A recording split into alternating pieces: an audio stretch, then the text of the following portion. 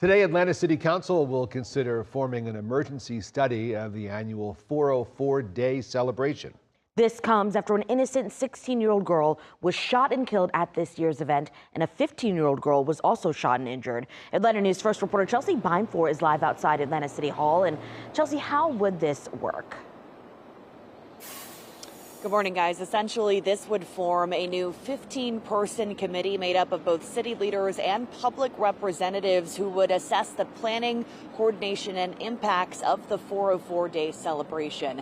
This committee would have 90 days to turn in a preliminary report analyzing public safety impacts, traffic, sanitation, permitting, community impact, and several other things. The annual event celebrates Atlanta's culture, but last month it turned into chaos as gunshots rang out in Piedmont Park.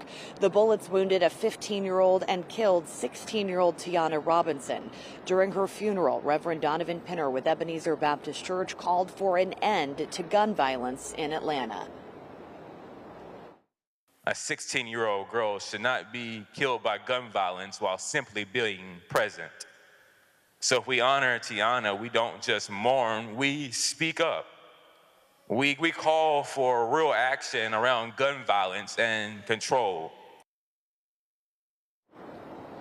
Now, City Council heard from hundreds more people across Atlanta with similar concerns. Through an open records request, we know that Councilman Alex Wan received at least 689 email complaints following the 404 Day shooting.